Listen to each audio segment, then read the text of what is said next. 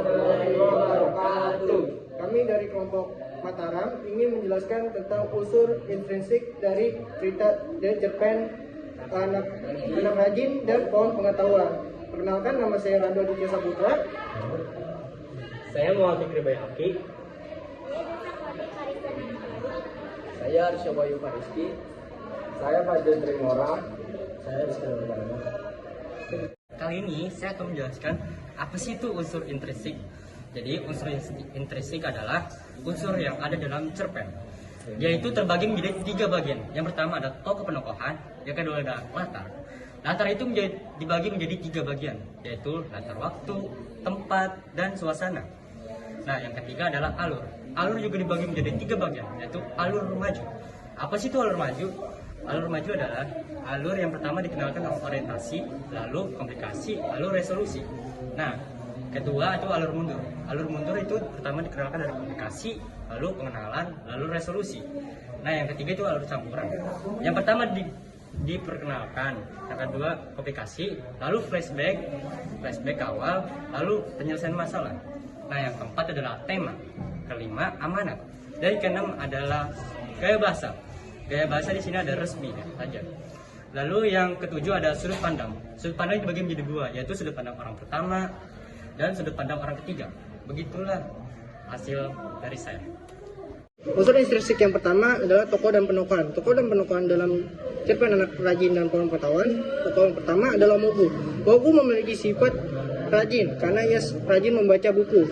Sifat yang kedua adalah suka menolong karena ia seringkali menolong para warga untuk memperbaiki irigasi dan membantu anak-anak untuk membaca dan menulis. Sifat yang ketiga adalah cerdas karena ia dapat menjawab pertanyaan dari pejabat Monda dan mendapatkan peringkat terbaik sepanjang abad. Tokoh yang kedua adalah pejabat Monda, memiliki sifat iri hati karena ia iri terhadap Mogu yang mendapat perhatian lebih dari sang raja. Sifat yang kedua adalah licik. Ia menanyakan pertanyaan kepada Mogu tentang di mana pohon pengetahuan itu berada.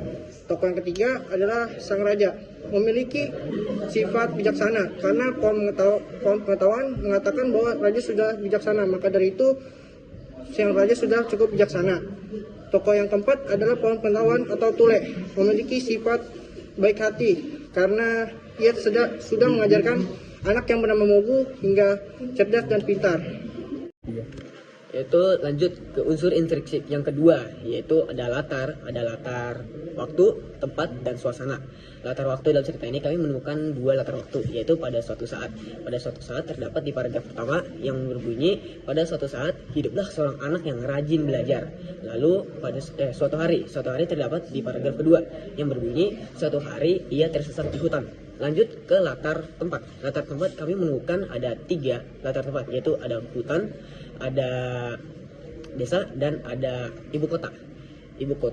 Lanjut, hutan ini terdapat di paragraf kedua, yaitu berbunyi suatu hari ia tersesat di hutan. Lanjut ke desa-desa. Desa-desa ini ada di paragraf 8 yang berbunyi Mogu pun mengembara ke desa-desa. Lalu ada di paragraf 8 selanjutnya adalah ibu kota. Ibu kota juga terdapat di paragraf 8 yang berbunyi Mogu pun tiba di ibu kota. Lanjut ke latar suasana. Kami menemukan 3 latar suasana, yaitu latar suasana yang pertama adalah menyeramkan, ada gembira, dan ada menegangkan. Latar menyeramkan sini terdapat di paragraf 4.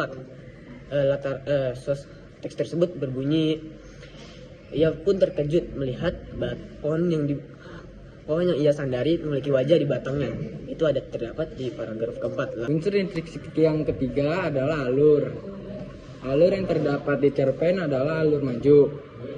Karena diawali dengan orientasi, lalu terjadinya komplikasi dan diakhiri resolusi.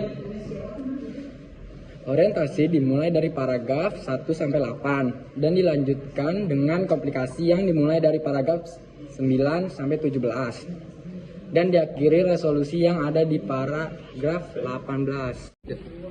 Unsur intrinsik yang keempat adalah tema, yaitu pendidikan. Karena dalam cerpen Anak Rajin dan Pohon Pengetahuan mengajarkan kita untuk giat belajar dan menuntut ilmu setinggi mungkin. Unsur intrinsik yang kelima adalah amanat dari cerpen tersebut, yaitu jangan iri hati dengan orang lain karena dapat menimbulkan hal buruk bagi diri sendiri dan menimba ilmu setinggi-tingginya.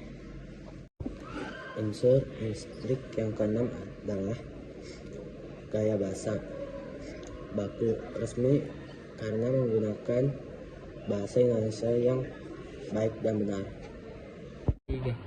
Unsur intrinsik yang ketujuh adalah sudut pandang.